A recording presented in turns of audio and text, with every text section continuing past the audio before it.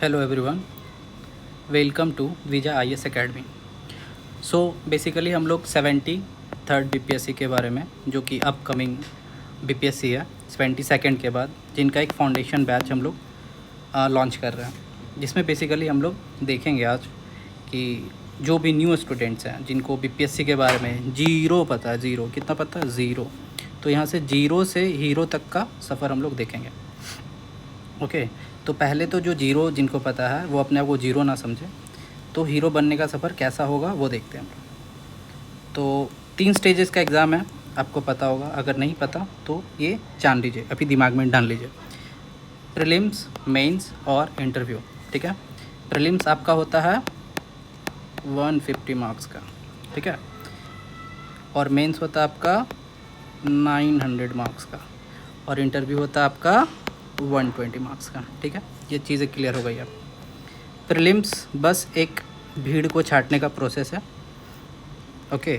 Mains और interview, ये दोनों का मार्क्स आपका ऐड होकर मेरिट बनेगा। तब हम देखते हैं कि कोई भी अगर प्रिपरेशन स्टार्ट करना चाहते हैं या फिर कर रहे हैं तो उनको क्या क्या पता होना चाहिए।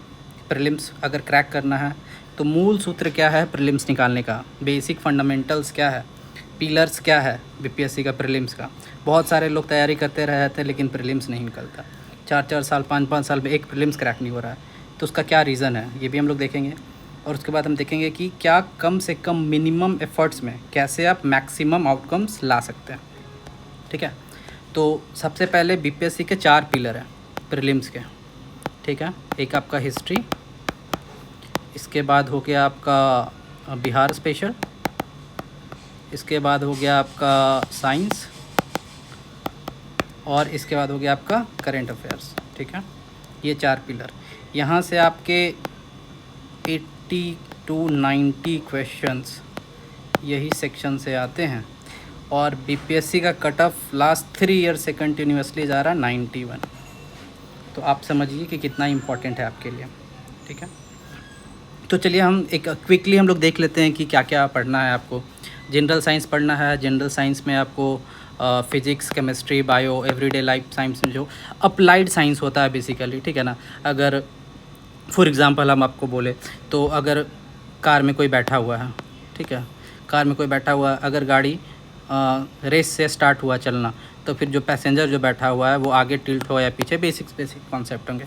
अभी धीरे धीरे एडवांस लेवल पे जा रहा है तो उस पर भी हम लोग बात करेंगे। केमिस्ट्री, बायो बता दें आपको। हिस्ट्री में आपको 2 हिस्ट्री पढ़ना पड़ेगा, ठीक है। बिहार का भी हिस्ट्री पढ़ना पड़ेगा, इंडिया का भी हिस्ट्री पढ़ना पड़ेगा। एंशिएंट, मेडाइवल और मॉडर्न, सबसे ज़्यादा क्वेश्चन मॉडर्न हिस्ट्री से होते हैं। अगर 30 क्वेश्चन आ रहे हैं आपके तो 30 में 15 से प्लस क्वेश्चन मॉडर्न हिस्ट्री के रहेंगे। उसके बाद बिहार का रोल देखेंगे हम लोग कि क्या क्या होता है। इंडियन फ्रीडम स्ट्रगल हम लोग देखेंगे।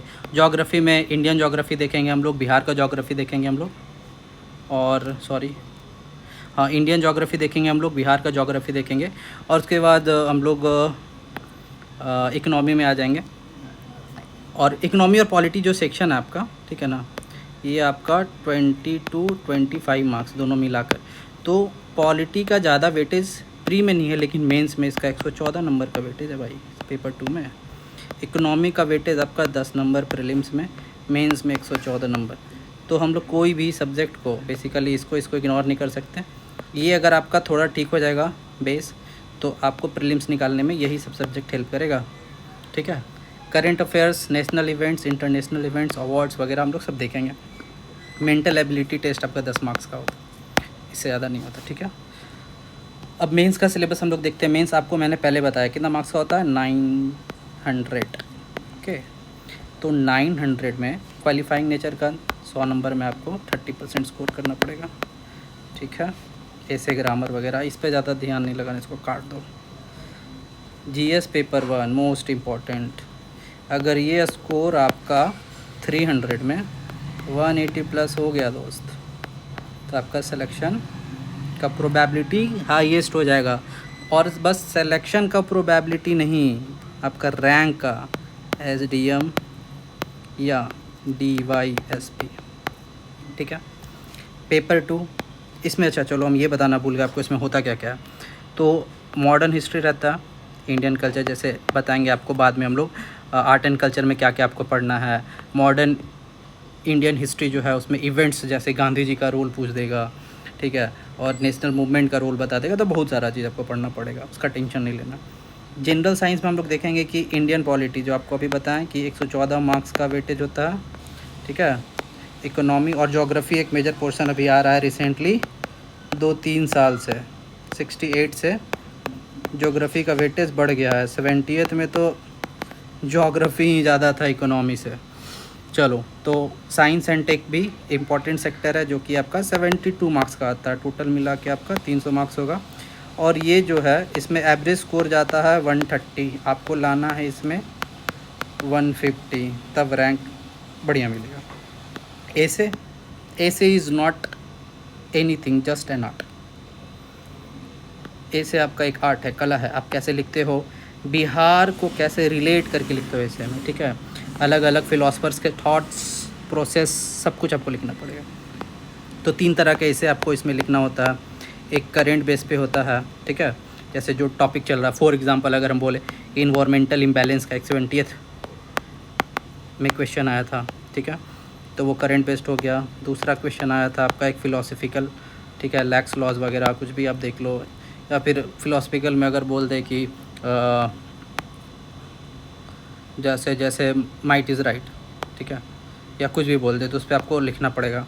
और एक इशू बेस्ड सब्जेक्ट जैसे बिहार का कहावतें जो रहती है, जी कर लाठी ओकर भैंस, या फिर आपका एक था बहुत अच्छा था, मूस मुटई है तो लोढ़ा होई है, ना हाथी ना घोड़ा होई है।